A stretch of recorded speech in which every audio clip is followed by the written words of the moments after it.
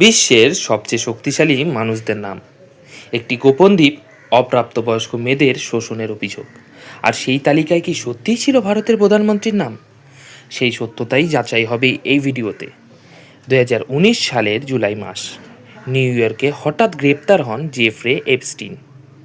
একজন ধনী ফিনান্সিয়ার, প্রভাবশালী বন্ধুদের সাথে নিয়মিত মেলামেশা, ব্যক্তিগত জেট, ক্যারিবিয়ান দ্বীপ, বিলাসবহুল জীবন।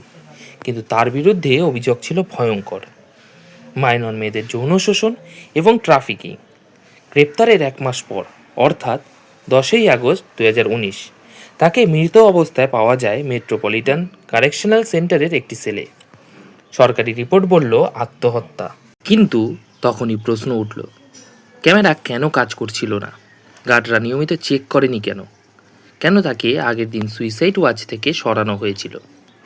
এবং সেখান থেকেই শুরু হয় আধুনিক সময়ের সবচেয়ে বড় ষড়যন্ত্র তত্ত্বগুলির মধ্যে একটি। অনেকে মনে করেন এপস্টিন ফাইল মানে একটা গোপন তালিকা। আসলে তা নয়। এটা কোনো একক ডকুমেন্ট নয়, বরং বছরের পর বছর ধরে জমে থাকা কোর্ট রেকর্ড, সাক্ষীদের জবানবন্দি, ফ্লাইট লগ, কন্ট্যাক্ট বুক, ইমেল রেকর্ড। 2008 সালেই প্রথম বড় মামলা হয় তার বিরুদ্ধে। ফ্লোরিডায় অপ্রাপ্তবয়স্ক মেয়েদের শোষণের অভিযোগে তিনি একটি প্লিয়া ডিল করেন। শাস্তি খুবই কম হয়, মাত্র 13 মাসের মতো জেল, তাও আবার ওয়ার্ক রিলিজ সুবিধাসহ। অনেকেই তখন প্রশ্ন করেছিলেন, কেউ কি তাকে রক্ষা করছিল? 2019 সালে নতুন করে মামলা খোলা হয়। পুরনো কেসগুলিও আবার আলোচনায় আসে। আর তখনই জনসমক্ষে আসতে শুরু করে বহু ডকুমেন্ট। এপস্টিনের ছিল একটি ব্যক্তিগত দ্বীপ, লিটল সেন্ট জেমস। মিডিয়া এটাকে ডাকতে শুরু করে পেডোফিল আইল্যান্ড। অভিযোগ অনুযায়ী এই দ্বীপে আয়োজিত হতো প্রাইভেট পার্টি। সেখানে আসতেন ধনী ব্যবসায়ী, রাজনীতিবিদ, আন্তর্জাতিক তারকা।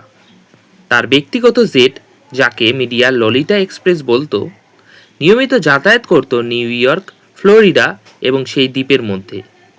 ফ্লাইট লগ পরে জনসমক্ষে আসে এবং সেখানেই শুরু হয় নামের বিস্ফোরণ। এপস্টিন ছিলেন নেটওয়ার্কিংয়ের মাস্টার। তার যোগাযোগ ছিল সাবেক মার্কিন প্রেসিডেন্ট বিল ক্লিন্টন, ব্যবসায়ী ও পরের প্রেসিডেন্ট ডোনাল্ড ট্রাম্প এবং ব্রিটিশ পরিবারের সদস্য প্রিন্স অ্যান্ড্রিউর সাথে।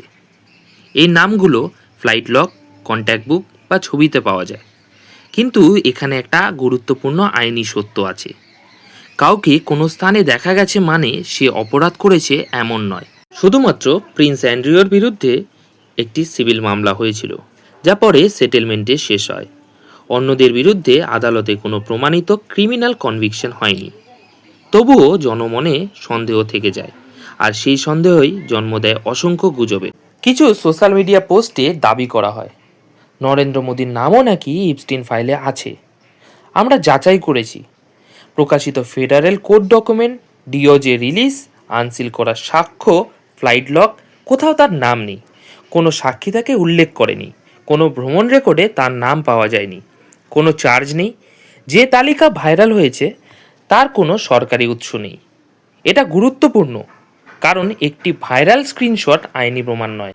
এপস্টিন কেসের মধ্যে আছে ক্ষমতা, যৌন কেলেঙ্কারি, রহস্যময় মৃত্যু, বিশ্ব নেতাদের নাম।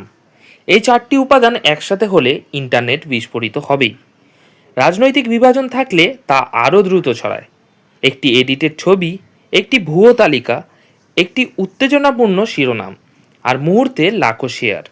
জেফ্রে এপস্টিন ছিলেন দোষী সাব্যস্ত অপরাধী। তার নেটওয়ার্ক ছিল বিস্তৃত। তার মৃত্যু এখনও বিতর্কিত।